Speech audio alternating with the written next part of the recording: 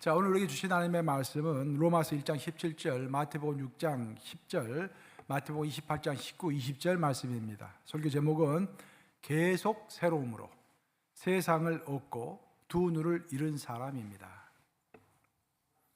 복음에는 하나님의 의가 나타나서 믿음으로 믿음에 이르게 하나니 기록된 바 오직 의인은 믿음으로 말미암아 살리라 한가 같으니라.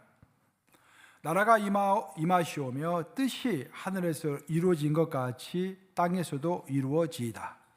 마태복음 28장 19, 20절을 합독합니다. 시작.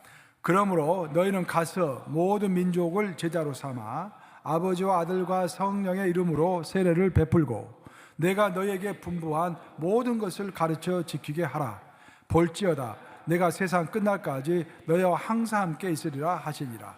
살아계신 하나님의 말씀입니다. 10월달은 매년 10월달은 종교개혁 달입니다. 그래서 10월달이 되면은 우리가 누구인가? 개신교도들이죠. 왜 우리는 개신교도가 될 수밖에 없었는가? 왜 가톨릭에서 빠져나올 수밖에 없었는가? 그런 것들을 점검하고 내가 종교개혁의 정신으로 살아가고 있는가를 생각해보는 그런 달이라고 할 수 있겠습니다. 이 10월달을 맞이해서 우리 교회가 뉴욕에 있는 유럽에 있는 종교개혁지 성기순례를 다녀왔습니다. 제가 종교개혁 성기순례를 쭉 다니면서 가장 마음속에 확정했던 것은 뭐냐면은 개혁은 결국 하나님이 하신다라는 것입니다. 그리고 인간은 그 개혁을 막아서면 안 된다라는 것입니다. 하나님은 우리가 잘 되기를 원하시기 때문에 우리를 자꾸 개혁하려고 하십니다. 즉 우리의 삐뚤어진 심성을 고치시고 본질로부터 벗어나 있는 비본질적인 것을 다시 본질로 돌이키시기를 원하시는 것입니다. 근데 우리 인간은 그런 것을 싫어하죠. 변화를 싫어하고 게으르고 내 사리사욕을 취하기를 원하고 그렇기 때문에 자꾸 합리화하면서 그 계획을 따라가지를 않는 것입니다. 그래서 하나님은 항상 우리에게 계획의 기회를 주시지만 그 계획의 기회를 놓치는 것입니다. 보통 우리가 개혁하면은 나라가 개혁하고 교회가 개혁하고 교단이 개혁하고 그런 큰 것을 생각하는데 사실 그런 큰 것은 여러분들에게 큰 실질적인 의미가 없습니다. 진짜로 우리에게 중요한 것은 내 개인의 삶의 개혁이 중요한 것입니다. 하나님은 내 삶이 내 신앙이 개혁되길 원하시는데 많은 경우에 이 핑계 저 핑계 되면서 우리가 개혁을 따라가지 않는 것입니다. 계획을 따라가기 위해서 하나님 원하시는 계획을 따라가기 위해서 우리가 꼭 필요한 것이 분별력이고 그 분별력을 얻기 위해서 꼭 필요한 것이 바로 성경인 것입니다. 종교계획을 이번에 12일 동안 쭉 다니면서 이것저것 생각하고 살펴보고 하는 것 과정 중에서 결론은 성경이라는 것이 결론으로 나온 것입니다. 결국은 성경이다. 성경을 통해서 분별력을 얻고 힘을 얻고 능력을 얻고 용기를 얻어서 내 삶을 계획해 나갈 때 하나님이 원하시는 삶을 살게 되고 그 삶이 모아졌을 때 내가 죽어서 하나님 앞에 섰을 때 착하고 충성된 종아 참 잘했다라는 칭찬을 받을 줄로 믿습니다. 오늘 방금 우리가 본문으로서 3개 구절을 읽었습니다. 로마서 1장 17절 말씀과 마태복음 6장 10절 말씀 그리고 마태복음 28장 19, 20절 말씀. 이 구절은 각각 루터와 칼빈과 존 웨슬리가 평생 모토로 삼았던 성경 구절입니다. 그 구절들을 각자가 붙들고서 종교개혁을 마틴 루터는 실행했고 칼빈은 그 반석 위에 올려놓았고 존 웨슬리는 200년 후에 종교개혁을 완성을 했죠. 오늘날 개신교를 탄생시킨 종교개혁의 출발은 아까 최하숙 권사님께 발표해 주셨는데 보고해 주셨는데 얀 후스라는 사람부터 시작했습니다. 얀 후스는 체코 사람입니다. 체코 프라하에 까를 대학이라고 있었는데 그 대학의 총장 겸 신학대학교 교수를 하고 있었습니다. 이 사람이 가만히 보니까 이 세태가 돌아가는 것이 정상적이 아니라고 판단을 한 것입니다. 가톨릭 교회는 이미 부패했고 성경에서 너무 벗어나 있었고 그래서 학자로서 양심을 가지고 그는 가톨릭의 잘못된 것들을 조목조목 지목했습니다. 그리고 그는 교황의 권위가 중요한 것이 아니라 교황만이 성경의 해석권을 갖고 있는 것이 아니라 성경 그 자체가 권위이고 성경의 해석을 모든 사람이 할 수 있다라는 것을 그 기치를 내걸면서 라틴어로 되어 있던 성경을 자기 민족들이 읽을 수 있도록 체코어로 번역을 시작했던 것입니다. 이것을 보고서 가톨릭 교회는 이건 아니다 해가지고 그를 잡아가지고 화형을 시킵니다. 그것이 꼭 100년 전 마틴 루터가 활동하기 100년 전 일입니다. 그는 화형을 당하면서 이런 이야기를 애언적으로 했죠. 너가 지금 거의 한 마리를 태워 죽이고 있지만 100년 후에는 내가 태울 수도 없고 삶을 수도 없는 백조가 나타날 것이다. 거의는 후수를 체코로 말하면 거의라는 뜻이 됩니다. 거의는 후수 자신을 이야기하는 거예요. 나는 여기서 지금 너희들에게 태워 죽는다. 나는 화형당한다. 하지만 딱 100년 후에는 너희가 태울 수도 없고 삶을 수도 없는 백조가 나타날 것이다. 정확히 예언을 했는데 100년 후에 1517년에 마틴 루터가 비텐부르크 성교회 그 정문에다가 95개조 방방문을 제시하면서 종교개혁이 시작을 한 것입니다. 예언치고 대단한 예언이었죠. 하나님께서 죽기 직전에 후스에게 어떤 영감을 주신 것이죠. 그 영감을 가지고 예언한 것이죠. 그래서 루터는 종교개혁을 시작했는데 그때 루터가 붙잡았던 말씀이 오늘 우리가 함께 읽은 본문 말씀 로마서 1장 17절 의인은 믿음으로 살리라. 그렇지? 오직 의인은 믿음으로 말미암아 살리라. 그렇게 그 말씀 붙들고 종교개혁을 시작했던 것입니다. 근데 여기서 여러분들이 잘 아셔야 할 것은 뭐냐면 우리 한국어 번역에는 오직 의인은 믿음으로 말미암아 살리라. 오직이라는 말이 나오잖아요. 오직이라는 말이. 근데 원어에 보면 오직이라는 말이 없어요. 원어에 보면은 오직이라는 말이 없고 그냥 믿음으로 말미암아 살리라는 말만 있습니다. 근데 믿음으로 말미암아 살리라는 것을 강조하기 위해서 오직이라는 말을 더 붙인 것입니다. 그래서 예전에 나온 영어 번역에는 오직이라는 말이 가끔씩 있었는데 요즘 나오는 영어 성경 번역을 보면은 온이라는 말이 들어있지 않습니다. 전부 다 그냥 믿음만 나와 있어요. 근데 우리 한국어 번역은 또 오직이라는 말도 채택을 해가지고 붙여놨어요. 근데 바로 그것이 문제가 된 것입니다.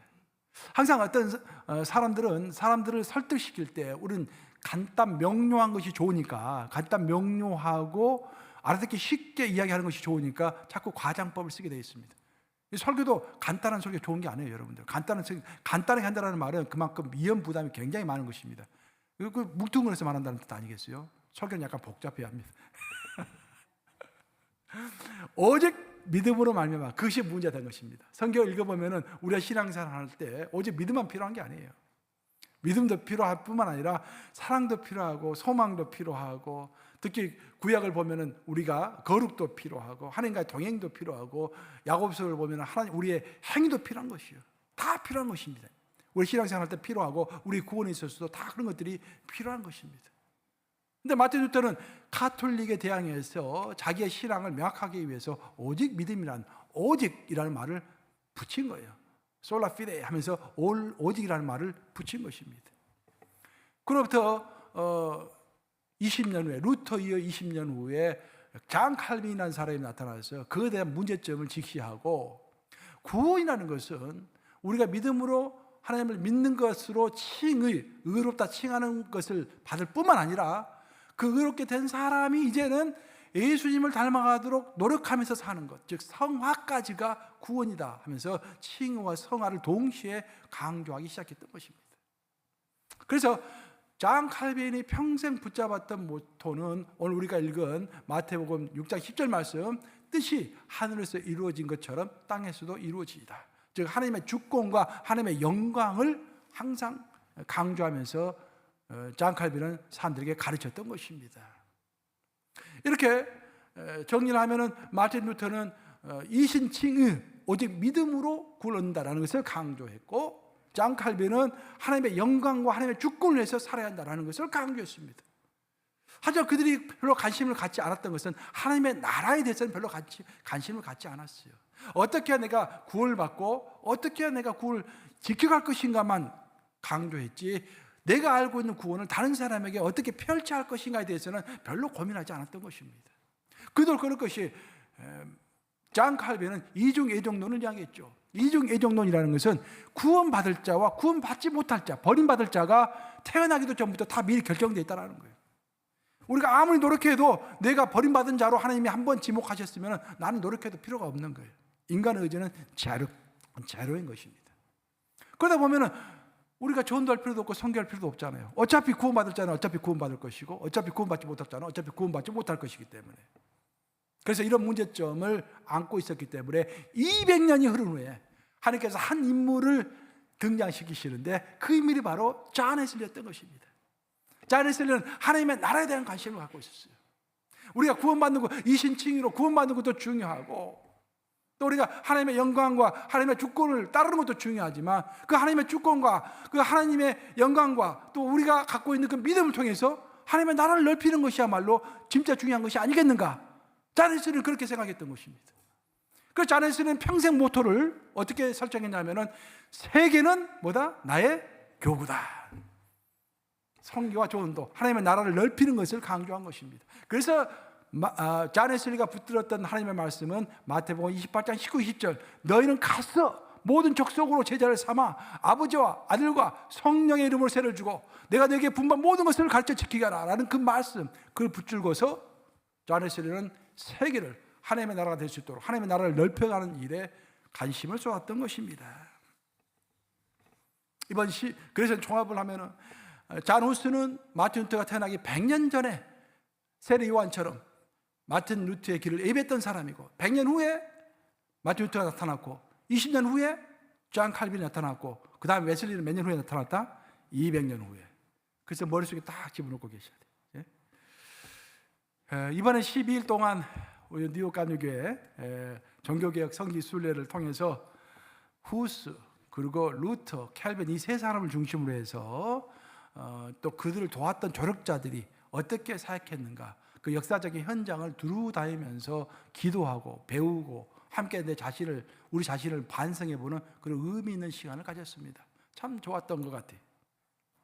종교개혁을 완성했다고 볼 수 있는 존 웨슬리의 활동 무대는 영국입니다. 너무 멀어가지고 영국 못 갔기 때문에 2년 후에 이제 갈 거니까, 그때는 우리가 준비해서 2년 후 부활절 예배 끝나고 할 거니까 지금부터 준비해서 함께 많이 갔으면 좋겠습니다. 이번 순례길에 체코를 제일 먼저 갔어요. 체코에 이제 야누스가 활동했던 체코 수도 프라하 아닙니까? 그 프라하에 갔습니다. 프라하에 갔더니, 프라하는 구시가지가 있고 신시가지가 있고 오래된 도시니까, 이제 그래서 우리는 구시가지를 이제 갔는데, 그 구시가지에 큰 광장이 있습니다. 그 광장에 1410년도에 세워진 천문식이라는 것이 있습니다. 혹시 사진 준비됐습니까? 사진 준비해서 한번 띄워주시고. 안 됐어요? 그래. 이겁니다. 제가 아침에 급하게 내가 사진 보내가지고, 저 천문식 잘 보질 않는데, 그 천문식이라는 것이 있는데, 이 시계가 두 개로 구성되어 있어요. 안쪽에 있는 이제 원에는 해와 달과 천체 움직임을 설명하는 그 바늘이 있고요. 그 바깥쪽에는 우리가 흔히 보는 그 시간을 알리는 그 원이 있습니다. 두 개의 원이 함께 돌아가는 거예요. 그 시간을 맞추려면 굉장히 힘들겠죠. 그래서 굉장히 정교하고도 고도의 수학적인 계산을 통해서 이 시계가 지금 돌아가고 있는 것입니다. 유럽은 1300년도에 들어서면 그때부터 공공시계를 걸기 시작했습니다. 이제 대표적인 어떤 광장이나 대표적인 도시에 크고 화려한 이제 공공시계를 걸기 시작했던 거예요. 그래서 그 도시가 이제 이름을 알리기 위해서, 그 나라가 인정받기 위해서 필요했던 것은 정교하고도 거대하고도 아름다운 그런 이제 시계가, 공공시계가 필요했던 것입니다. 그래서 나라와 나라가 또 도시와 도시가 더 좋은 공공시계를 달려고 경쟁을 했던 것입니다. 그러다가 1410년이 되었을 때 오를로이, 저 시계 이름이 오를로이예요. 프랑스어로 시계라는 단어인데 오를로이. 그 오를로이가 멋있고 정교하고 또 거대하게 이제 완성이 되어서 시민들에게, 체코 시민들에게, 프라하 시민들에게 공개됐을 때 프라하 시민들은 크게 환성을 질렀다고 합니다. 드디어 이 프라하가 전 세계에 자랑할 만한 대단한 것을 만들어냈구나라고 다 기뻐했어요. 근데 그만큼 많은 사람 중에서 딱 한 사람이 걱정하기 시작했습니다. 그 한 사람은 좋아하는 것이 아니라 걱정을 하고 있었던 거예요. 그 사람이 바로 프라하의 시장이었습니다. 그 시장이 무엇을 고민하고 있었을까? 모든 나라, 모든 도시들이 좋은 시계를 만들려고, 공공시계를 만들려고 노력하기 때문에 분명히 프라하보다 더 큰 도시에서 이 시계를 만든 장인 하누스라는 사람인데, 하누스를 초청할 것이다. 그럼 내가 어떻게 할까? 그것을 고민하고 있었던 것입니다. 근데 그 고민이 실제로 딱 맞아 떨어져 가지고 얼마 있지 않아서 프라하보다 더 큰 도시에서 하누스를 초청했던 것입니다. 우리 도시도 저런 시계를 만들어 주시오. 그 소식을 들은 프라하의 시장은 프라하의 명성을 지키기 위해서 하수인들을 보냅니다. 그리고 그 하수인들이 그 시계를 만든 장인인 하누스의 두 눈을 뽑아버린 것입니다. 이런 슬프고 끔찍한 이야기가 바로 그 시계탑 측면에 다 적혀 있습니다. 이처럼 사람이라는 것은 세상을 얻고서 또 마음의 소원을 이루고서도 자신의 두 눈이 뽑힐 수가 있는 것입니다. 그 시계를 완성했을 때는 얼마나 기뻐했겠습니까? 하지만 자신이 평생에 걸쳐서 노력해서 만들어 놓은 그 시계 완성이 됐음에도 불구하고 많은 사람들이 환호성을 보냈음에도 불구하고 자신의 두 눈이 그 시계 때문에 뽑혔을 때는 얼마나 원통스러웠겠습니까? 미국에서 철도가 한참 이제 개설돼 가지고 만들어지던 시절, 철도라는 것이 이제 생기면서 기차도 만들고 철도도 만들면서 미국 경제가 급속도로 이제 부상을 했죠. 큰 부가 이루어졌죠. 그때 모든 미국의 사람들이 흥청흥청했습니다. 그때 한 젊은이가 목사님에게 전화를 했다라는 거예요. 목사님, 면담 부탁합니다. 목사님 만났더니 그 청년이 그렇게 이야기를 합니다. 지금 미국 경제가 이게 흥청흥청하고 있는데 저도 열심히 돈을 벌어가지고 크게 성공해서 좀 하나님의 나라에 크게 기여를 하고 싶습니다. 목사님, 제발 저를 위해서 기도해 주세요. 목사님이 감동을 받으셨어요.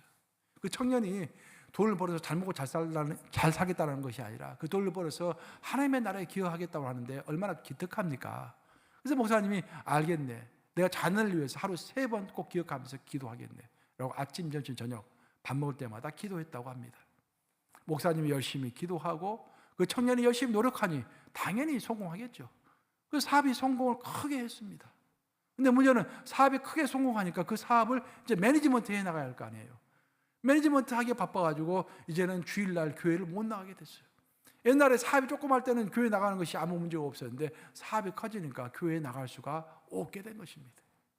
그래서 목사님이 청년에게 전화를 했습니다. 나 좀 만나세요. 그래서 목사님이 이렇게 이야기했다라는 것입니다. 내가 자녀를 위해서 하루에 3번 계속 더 열심히 기도하겠네. 하지만 이제부터는 기도 제목이 바뀌었네. 이제부터는 자네의 사업이 망하도록 내가 열심히 더 기도하겠네. 자네의 사업이 망해야 교회를 나오고 자신의 신앙이 회복될 것이 아닌가. 그런 이야기를 했다라는 거예요. 이 청년은 노력과 기도를 통해서 세상을 얻었습니다. 하지만 그 성공이 그 청년의 믿음의 두 눈을 뽑아버린 것입니다. 우리 모두는 세상을 얻는 대가로 우리들 신앙의 두 눈이 뽑히지 않도록 조심해야 할 줄로 믿습니다. 자신의 신앙의 눈이 뽑히지 않도록 스스로 돌아보면서 반성하고 고쳐 나가는 것이 바로 개혁이라고 하는 것입니다.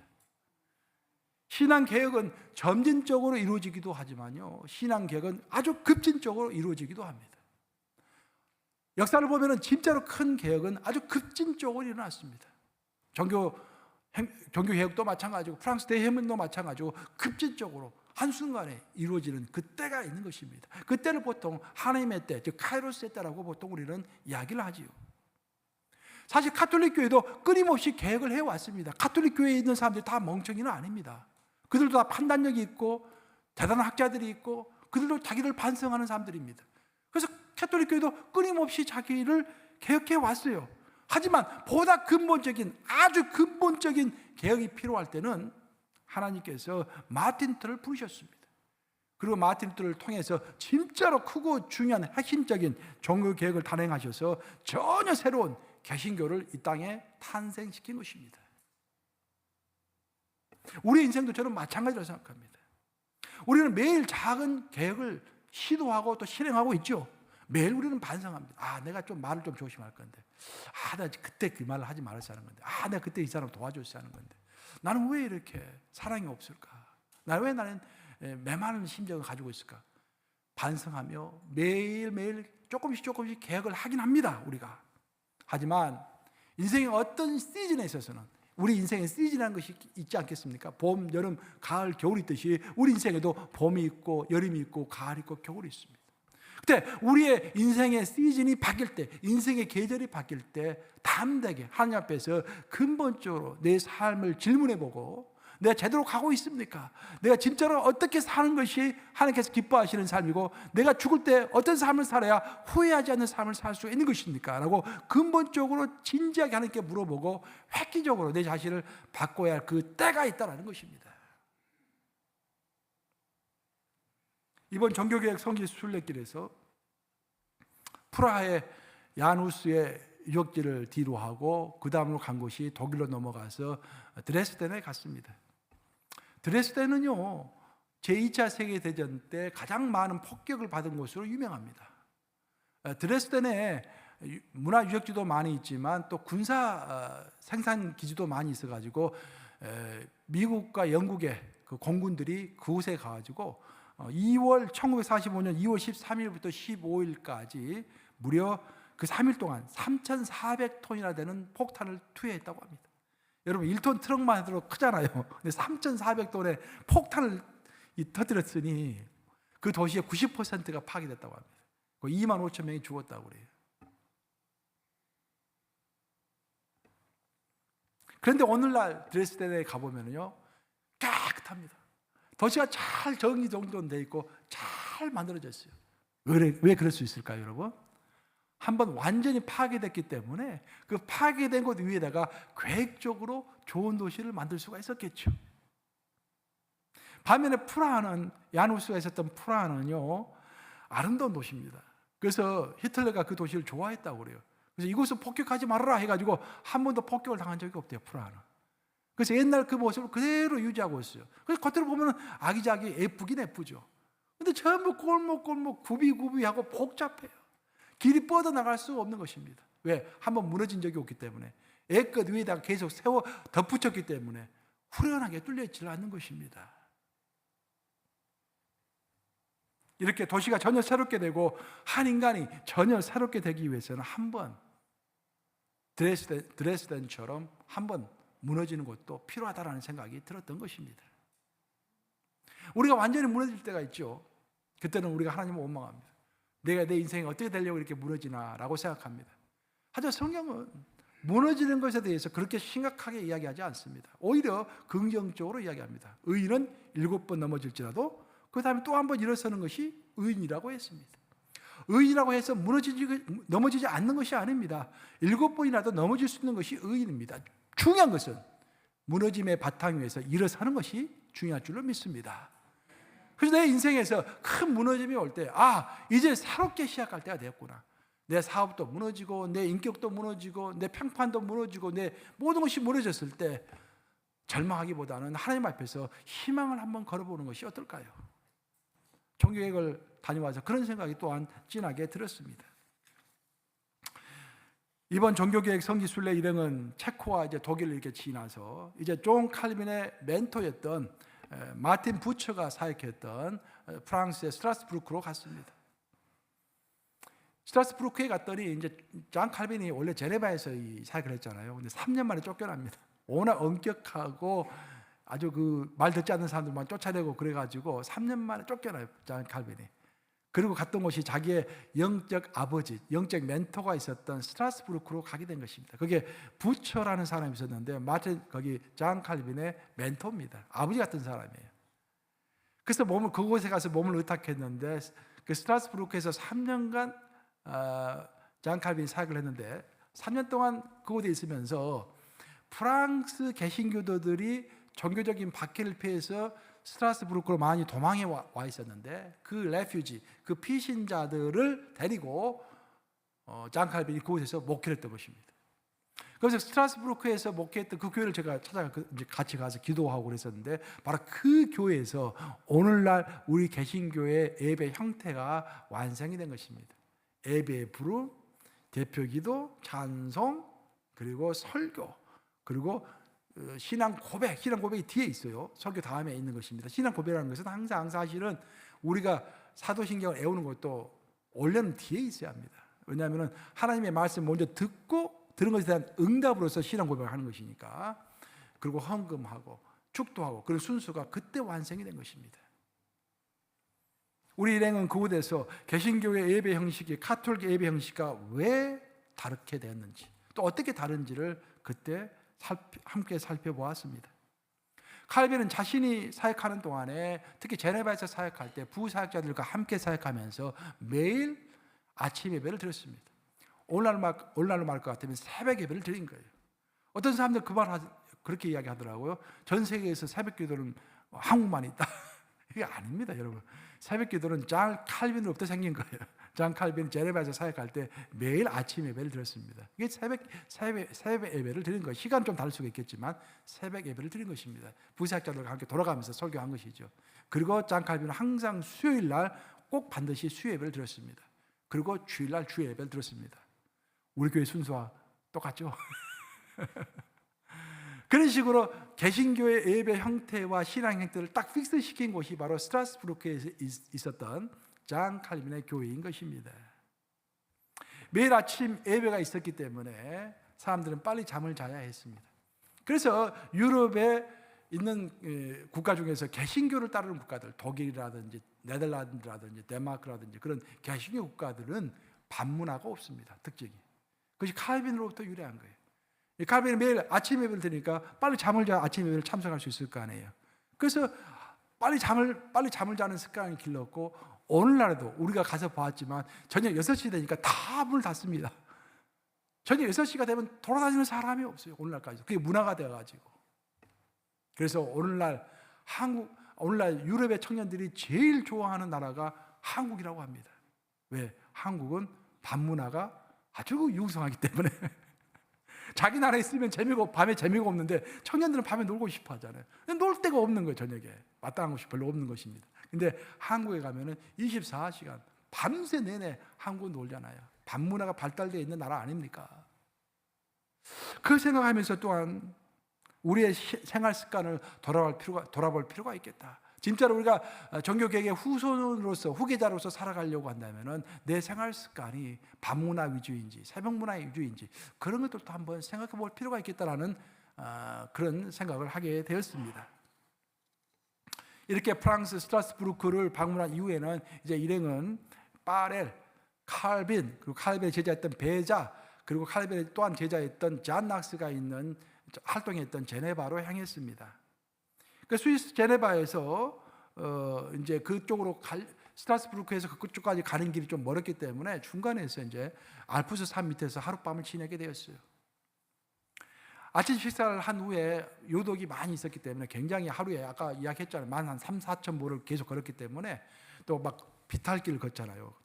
그 길들이요, 유럽의 길들이 전부 자갈돌입니다. 자갈돌 위를 걸으니 굉장히 피곤했습니다. 그래서 이제 그 아침에 알프스 산에서 하룻밤 자고 그 다음 날은 자유시간을 줬어요. 그래서 제가 그 아침 자유시간 동안에 한 2시간 시간을 내가지고 알프스 밑에 있는 그 마을을 쭉 한번 돌아보았습니다. 놀라운 것은 불면 길거리에는 집들이 꽤 있는데, 집들이 있다는 말은 사람이 살 것인데 돌아다니는 사람은 별로 없습니다. 가끔씩 보이는데 그 사람들 모두 나이가 드신 분들이에요. 80 넘으신 할머니들이 이렇게, 할아버지들이 이렇게 지팡이 쥐고 가끔씩 돌아다니고 사람이 이렇게 보이질 않아요. 그런데 그곳에 사람이 아직까지 살고 있다는 것이 명확한 증거가 있었는데 집집마다 집에서 기둥에서 연기가 나고 있는 것입니다.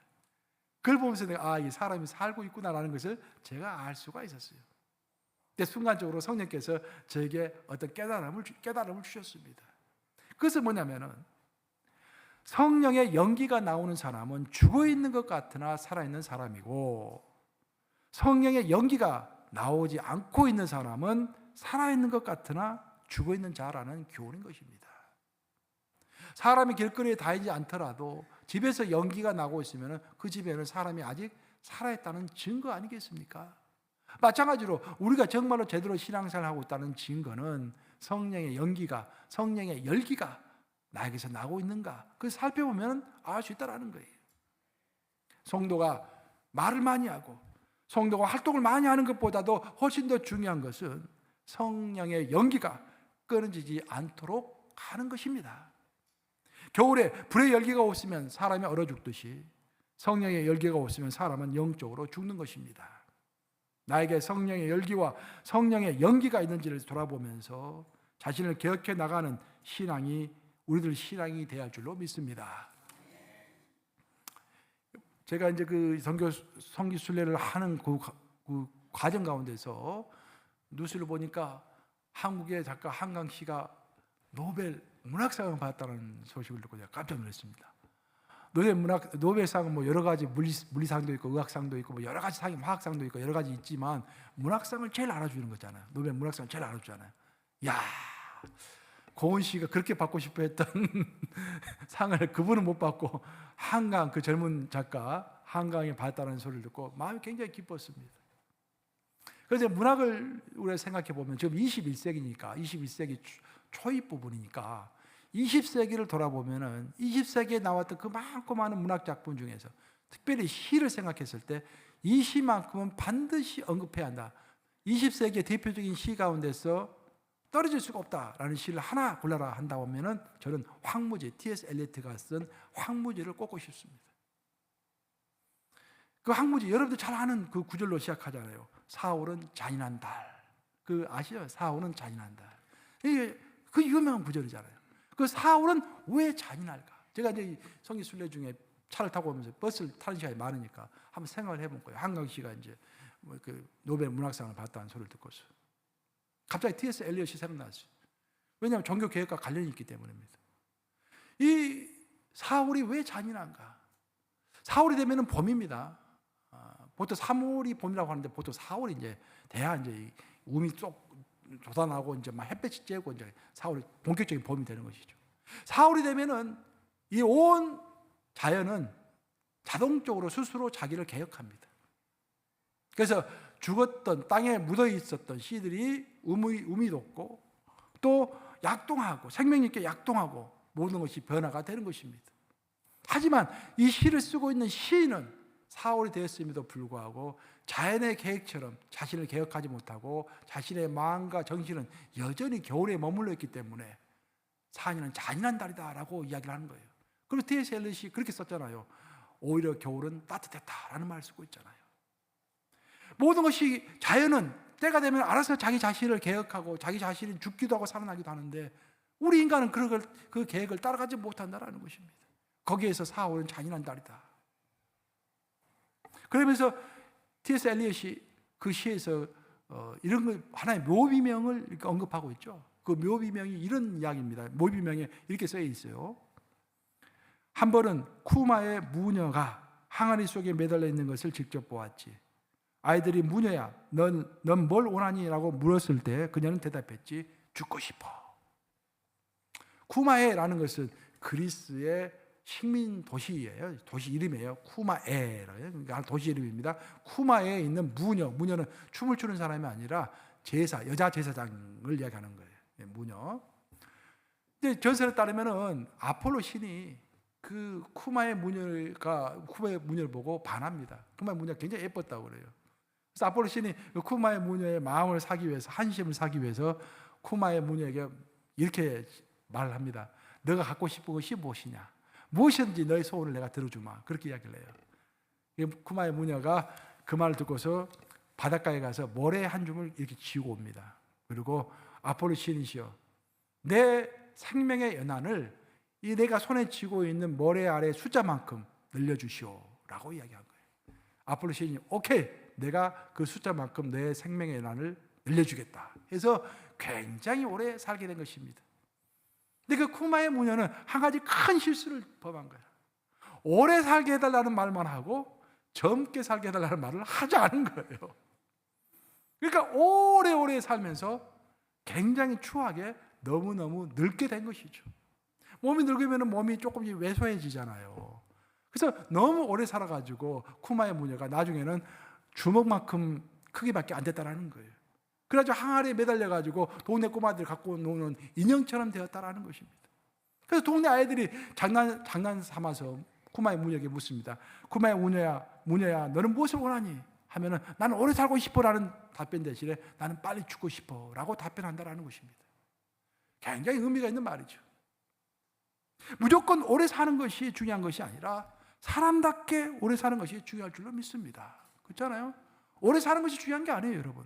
하루를 살더라도 사람답게 사는 것이 중요한 것입니다. 신앙생활도 마찬가지예요.